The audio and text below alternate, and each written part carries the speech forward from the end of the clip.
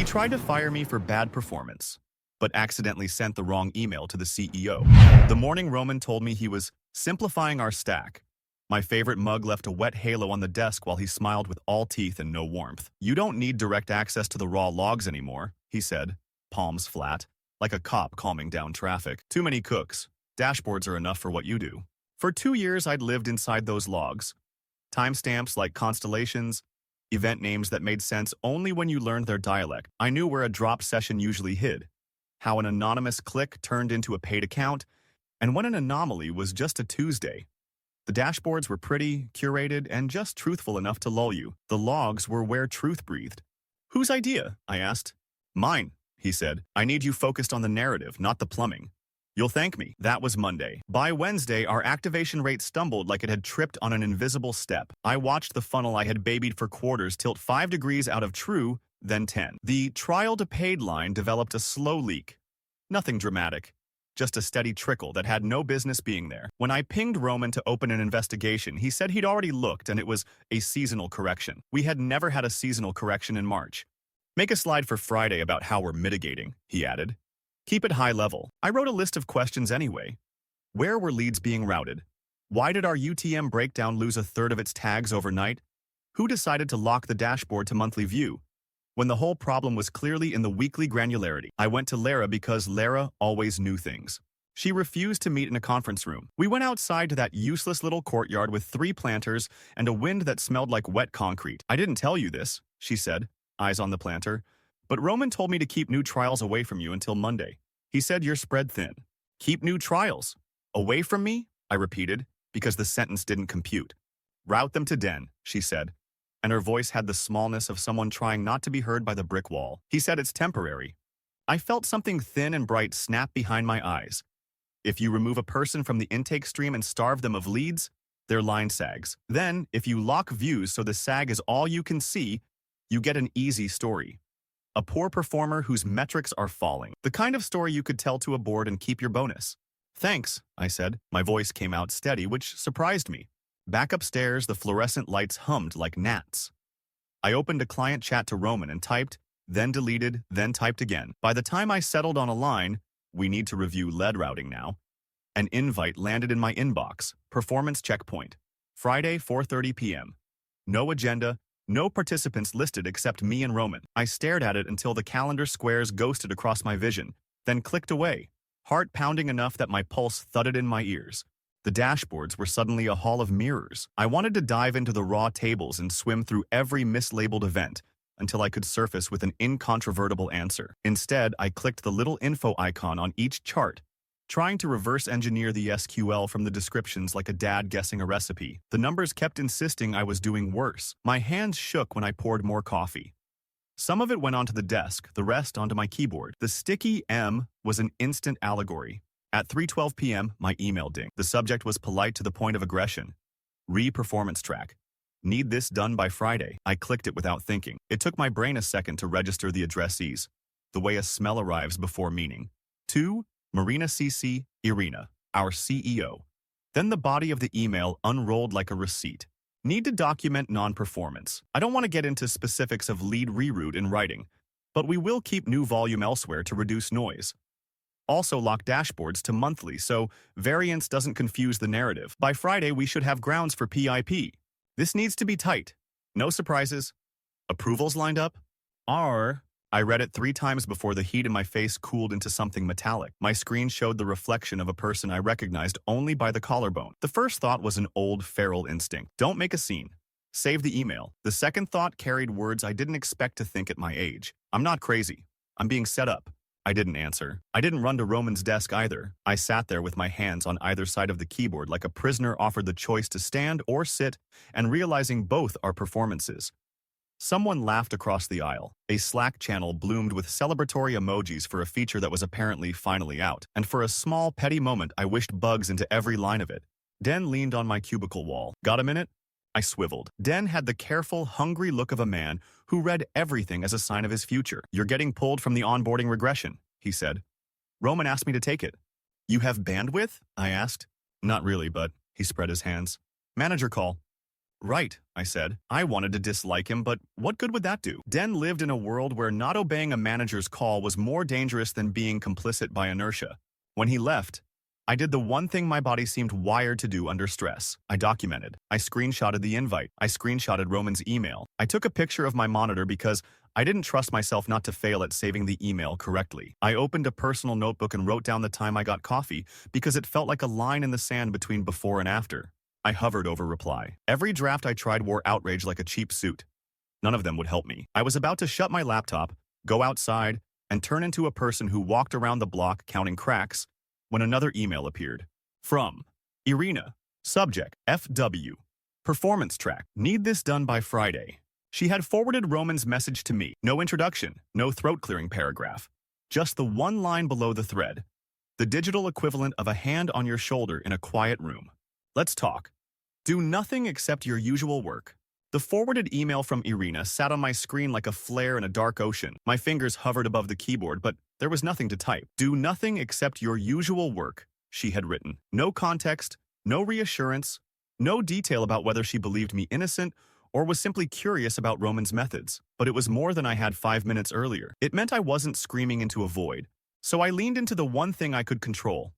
Documentation. I created a folder on my personal drive, password protected and separate from company syncs. Screenshots of dashboards before and after the lock. Timestamps of when the lead volume shifted. Slack messages where Lara hinted at the reroute. Roman's email, twice. One in its pristine forwarded form, one saved as a PDF in case he ever tried to recall it. It was an act of desperation disguised as organization. The rest of that week moved like walking underwater. Roman played his role perfectly. He complimented Den in stand-up for stepping up on my project, then glanced at me with a benevolent smile that could have been mistaken for fatherly. He asked if I needed more coffee breaks to catch my breath. He sent the team a pep talk email about high performers lifting us all higher. The only person who didn't join in the charade was Irina. But she also didn't reach out again. Silence can be ally or executioner, and I wasn't sure which version she was. Thursday night I stayed late. The office was nearly empty, the HVAC louder than usual. I opened the activity logs on our dashboards. Metadata no one ever thought to hide. The edits lined up like crumbs. Dashboards changed to monthly on Roman's credentials at 11:42 p.m. Monday. Leads reassigned in bulk from my ID to Den's at 6:03 a.m. Tuesday. None of it was speculation. It was arithmetic. The trail was so clear it almost felt like a taunt. I took photos of the screen with my phone. Something in me didn't trust exports anymore. If they could falsify trends, they could doctor exports. But a photo of a screen? Harder to dispute. My camera roll filled with the glow of charts and audit tables until my eyes blurred. On Friday morning, my inbox lit up with a request from HR, Performance Improvement Plan Draft for signature. The document carried today's date, but referenced conversations held last week. I hadn't had any such conversations. The retroactive paper trail reeked of desperation. My gut clenched, but then I remembered Irina's line. Do nothing except your usual work. So I replied politely that I would review with leadership before signing. Then I screenshotted that too. By lunchtime, Irina finally called me into her office. Her space was spare, just a plant, a shelf of strategy books, and a view that made our whole department look like toy figurines. She gestured for me to sit but didn't smile. You've been documenting? She asked. Yes, I said. Logs, screenshots, everything. She nodded, as if confirming a prediction. Good. Continue. Say nothing to him. Let him think he's winning. Her voice was steady, practiced, but her eyes sharpened. We'll need him to expose the pattern fully before we act. I swallowed. So you believe me? I believe evidence, she said. And I believe he's careless when he thinks people can't touch him. That makes him dangerous, but also easy to catch. She leaned back. I'll handle HR. You keep doing your job as if nothing is wrong. It was the hardest order I'd ever been given, to pretend helplessness while being slowly strangled. But there was also a strange power in it. Roman thought he was the puppeteer. He had no idea the strings were already tangled above his head. That afternoon, Lara dropped by my desk again. Den's swamped, she whispered. He says Roman pushed him to finish onboarding regression alone, but half the leads are garbage, old accounts recycled. He doesn't want his name on it. Don't tell me this, I said softly. It puts you at risk. I know, she said, eyes darting. But someone has to. The rest of Friday was anticipation thick enough to taste. Every Slack ping made me jump. The checkpoint meeting loomed like a storm cloud on my calendar. When the invite reminder popped up at 4:25, my chest constricted. But then, just 2 minutes before we were supposed to start, I saw the tiniest flicker of movement, a notification that Roman had shared performance case notes with HR Irina's name was nowhere in the permissions. I stayed still, pretending to scroll through an innocuous dashboard. Let him gather his ammunition. Let him believe the execution would be neat and silent. He didn't know the gun was pointed at his own foot. Irina had told me to do nothing, so I did exactly that, while the trap quietly closed another inch. The weekend felt like borrowed time. I should have been relieved to have 48 hours without Roman's shadow hanging over me, but instead I carried it home like a wet coat. Every time my phone buzzed, I thought it was him, or worse. HR with a signed and sealed PIP shoved through before I could react. I didn't open Slack once, but my mind kept inventing new ways the narrative could already be rewritten against me. Sunday night, I dreamt that I was giving a presentation in front of the board. The slides showed only my face, distorted into graphs that curved down and down. Roman stood beside me, beaming. Then the faces of the board melted into blank screens. I woke with my jaw sore from grinding my teeth. By Monday morning, Irina's silence was louder than any warning. I arrived early, pretending diligence, and sat through stand-up while Roman handed out praise like candy. Den for rescuing the regression. Lara for quick pivot on the trial cohort. Everyone except me. When it was my turn, Roman gave me a nod so slight it could have been a twitch. "Keep at it," he said. That was all. After stand-up, Irina messaged me directly. "Leave your desk at 2. Bring your laptop. Come to 12C. Don't acknowledge this message to anyone." The rest of the morning was torture. Roman kept pacing behind me, pausing just long enough for me to feel the weight of his presence. My hands moved across the keyboard, but every keystroke was shallow, mechanical. At 1:58, I closed my laptop and tried to breathe normally as I walked to the elevator. Room 12C was a small glass box, tucked in the corner of the top floor. Irina was already there, standing instead of sitting. A laptop open with a strange chart I didn't recognize. She motioned for me to lock the door. "He's accelerating," she said. "I need more than screenshots. I need him caught in the act." She slid her laptop toward me. On the screen was a dummy presentation. Clean design, company colors, but the content was nonsense. Graphs labeled trend placeholder and variance insert. Hidden in the file properties was a tiny pixel tracker. "Anyone who opens this leaves a footprint," she explained. "I've placed it in the shared folder Roman has access to, but not HR. Let's see where it travels." My throat was dry. "So we're baiting him." "Correct. He won't be able to resist using it." Her gaze pinned me. "But you must stay quiet. Let him believe it's genuine. Continue your tasks. Act distracted. The more confident he feels, the sloppier he'll be."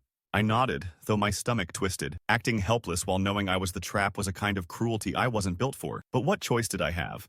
That afternoon, I played the part. When Roman stopped by my desk and asked about my slides, I fumbled with words, let my cursor hover over empty cells, sighed audibly like a beaten dog. He smirked, satisfied, and walked away. I wanted to scream. By evening, the pixel had its first hit, opened from Roman's account at 9:04 p.m. The next morning, another. HR's credentials at 12:31 a.m. My chest thudded when I saw the log. Irina didn't even need to comment. The implication was written in bold. He was feeding her false documents, and she was consuming them after hours, probably under his pressure. But it didn't stop there. Wednesday night, the file was accessed again, this time from an external IP address. Irina called me immediately. "Personal email," she said. "He's sharing outside the company, consulting someone to doctor the numbers." Idiotic. My pulse spiked. "We can trace it?" "We already have. He's not careful." It was like watching a stage magician drop his cards one by one. Every sleight of hand Roman had orchestrated turned out to be clumsy, arrogant. He wasn't brilliant. He just assumed no one was looking too closely. Thursday morning, Den stopped by again, looking uneasy. "He's been bragging," Den said. "Told me over coffee that sometimes you need to sacrifice a pawn before the board meeting." His words. I stared at him. "And you didn't?" "What was I supposed to do?" Den's voice cracked. "I'm not on anyone's side here. I just don't want to get dragged down with him." I almost felt sorry for him. Almost. That night, Irina forwarded me a second thread of emails. Roman, from his personal Gmail, sending my doctored charts to an external consultant with instructions. Make the drop look organic. Need variance smoothed so board doesn't suspect manipulation. Deliver by Friday. The line made my stomach flip. He wasn't just sabotaging me. He was plotting fraud on the board. When Irina called me again, her tone was sharper than before. "We have what we need. Let him finish building his case tomorrow. Do not react. He'll walk straight into it." Her words should have soothed me, but instead I barely slept. Every sound in my apartment was Roman's footsteps coming to take my badge. I lay awake rehearsing every version of Friday's meeting. Me fired. Me escorted out. Me humiliated while Roman basked, but beneath the fear, a different current began to hum. Something like anticipation, like the moment before a curtain rises. Friday at 4:30 wasn't going to be what he thought it was. It was going to be the end of something. For him, or for me, or maybe both. Friday arrived with the kind of heavy stillness you feel before a thunderstorm. I sat at my desk pretending to polish a chart about trial conversions, though the numbers swam in and out of focus. Every tick of the clock felt like it had been stretched across an iron rack. My meeting with Roman was set for 4:30. By 4:10, my palms were damp, and the taste of copper clung to the back of my tongue. He appeared at my desk right on schedule, smile gleaming, suit jacket crisp like he had dressed for a photo op. "Conference room D," he said. Not a question, not even a polite invite, just a command. I followed, laptop under my arm like a shield. Inside, Marina from HR was already waiting. She clutched a folder, eyes flitting nervously between us. When Irina slipped in 2 minutes later, Roman's face twitched almost imperceptibly, the only crack in his rehearsed performance. "Let's begin," he said smoothly, pulling up a presentation on the large screen. My stomach dropped when I recognized the fake slides, the ones seated with the tracking pixel. He had taken the bait, fully. Roman cleared his throat with theatrical gravitas. "Over the past quarter, we've observed troubling declines in key performance indicators linked directly to Alex's work." He clicked through slides where red arrows plunged like daggers. "Trial-to-paid conversion has dropped 12%. Funnel leaks are widening. Our competitive response is suffering. This is a pattern of non-performance." His words rolled off with such confidence I almost believed them myself. Almost. I waited until he reached the last slide. A bold headline. "Recommendation. Performance Improvement Plan." "Hold on," I said softly. My voice trembled, but not from fear. More like the tremor in a wire stretched too tight. Roman raised his brows. "Yes? Can we open the activity logs for these dashboards?" I asked. He chuckled. "That's not relevant here." "Humor me," Irina cut in, her tone flat as glass. Roman froze, then forced a smile. "Fine." He minimized the slides, opened the dashboard. "See? Decline." "Now the logs," I pressed. My hands moved faster than my nerves. I took control of the mouse, navigated to the audit trail. Rows of metadata filled the screen, each with a timestamp and user ID. I highlighted the lines. "These dashboards were edited at 11:42 p.m. Monday," I said. "By you." A bead of sweat appeared at his temple. "I was cleaning views. It's standard practice." "Really?" Irina's voice cut like a scalpel. "And rerouting new trials from Alex's ID to Den's at 6:03 a.m. Tuesday? Also standard practice?" Marina shifted uncomfortably in her chair. Roman's mouth opened, then snapped shut. I continued, my voice steadier now, riding momentum. "You said the decline was organic, but the numbers were manufactured. And here's the proof." I pulled up the forwarded email on my laptop and mirrored it to the screen. Roman's own words glowed 10 feet high. "Need to document non-performance. Keep new volume elsewhere to reduce noise. Lock dashboards to monthly. By Friday, we should have grounds for PIP." The room was suddenly very still. Roman tried to laugh. That was taken out of context. Strategy shorthand? But his facade crumbled when Irina opened another window, revealing the email chain from his personal Gmail to the external consultant. "Make the drop look organic. Deliver by Friday." Silence crashed over the room. Marina's hand flew to her mouth. My pulse thundered in my ears. Finally, Roman broke. "Everyone does this," he barked, slamming a palm on the table. "This is business. Do you think the board cares how the sausage gets made? They want results." His voice rose with every word until it bounced against the glass walls. He didn't notice he was admitting everything. He didn't notice Irina's expression harden, or that Marina looked one breath away from fainting. I closed my laptop slowly, my heart oddly calm. For weeks I had felt like a trapped animal. Now I realized the cage door had never been mine. It had been his. Irina stood. "This meeting is over. Alex, thank you. Roman, we'll discuss your future separately." The storm had broken, and for the first time in weeks, I felt the air clear. The minutes after that meeting felt unreal, like I'd stepped off a moving train and was watching it thunder away without me. Roman stormed out first, his jaw tight, muttering something under his breath that sounded like ungrateful. Marina followed more slowly, eyes glassy, the folder still clutched against her chest like a useless shield. Irina turned to me. "Stay," she said simply. Her tone left no room for interpretation. When the glass door shut behind them, she exhaled, shoulders loosening. "You did well," she said. "Better than I expected, honestly." He gave us more than enough to work with. I wanted to feel triumphant, but instead I felt hollow. Weeks of paranoia and sleepless nights had burned me thin. "What happens now?" I asked. "Internal audit," she replied. Effective immediately, he'll be suspended while we review his conduct. HR's role will be examined too. Her gaze sharpened, catching my doubt.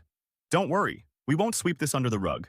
That night I couldn't eat. My body wanted to crash, but my mind replayed every step of the setup like a film reel.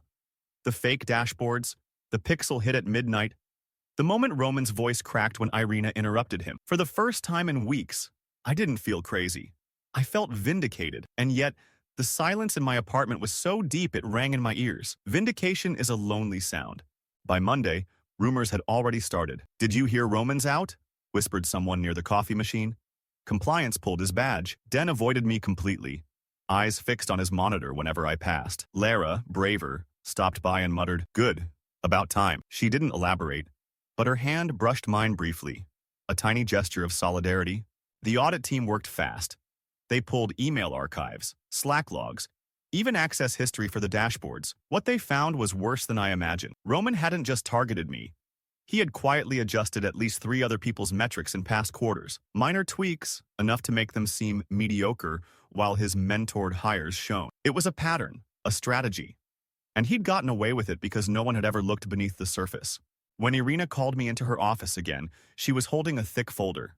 She tapped it. "Your instincts were right. This wasn't personal vengeance. It was systemic manipulation." "Will HR-?" I started, but she cut me off.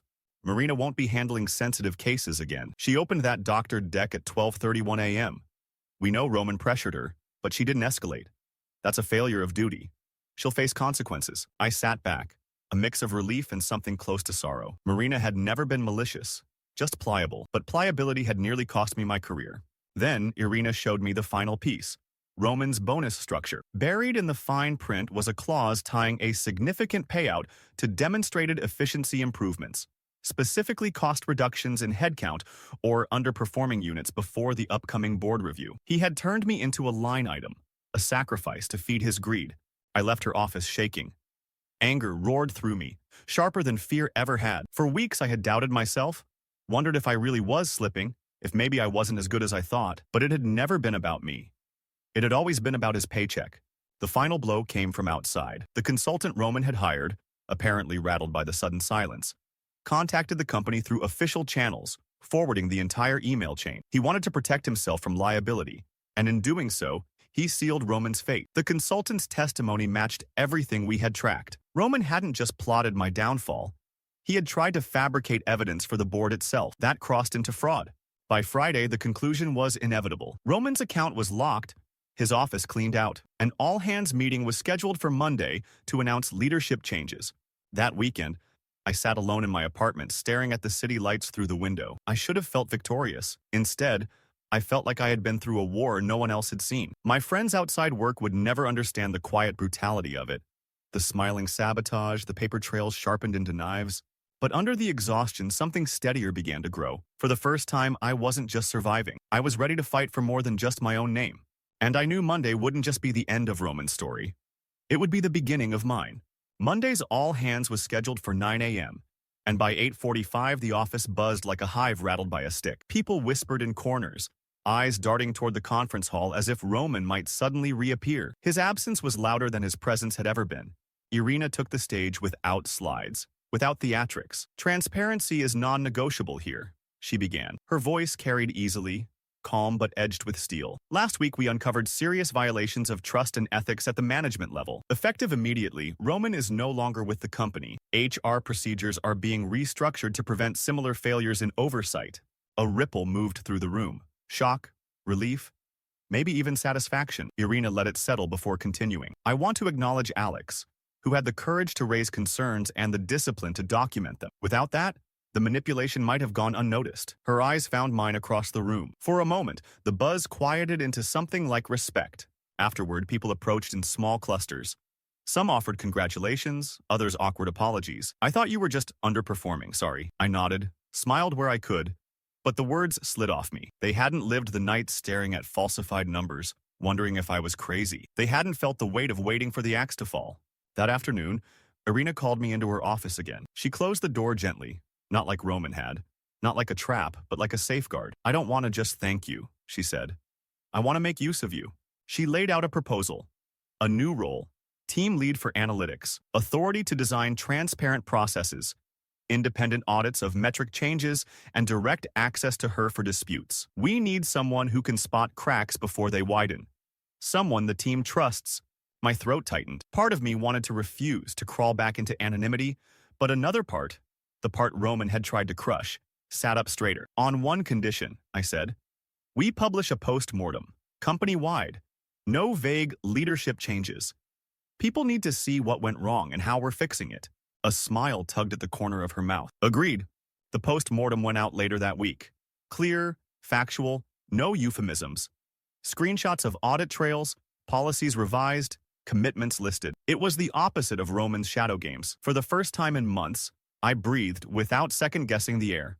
A month later, metrics stabilized. The trial funnel recovered. Conversions ticked back up. Lyra sent me a Slack message with nothing but a graph trending upward and a string of party emojis. Den apologized quietly, saying he wished he'd spoken up sooner. I told him the truth. So did I. Then, one night, my personal email pinged. No subject line, just a single sentence from an unrecognizable address that was clearly his. You ruined my career. I stared at it for a long time before closing the tab, because I finally understood. I hadn't ruined anything. He had done that himself, piece by piece, with every lie he thought no one would catch. All I'd done was turn on the light, and in that light, I finally saw myself clearly too. Not the scapegoat he tried to make me, but the person who had survived his storm and built something stronger from its wreckage. For the first time, I didn't feel like prey. I felt like I belonged at the table, and I wasn't going to let anyone take that away again.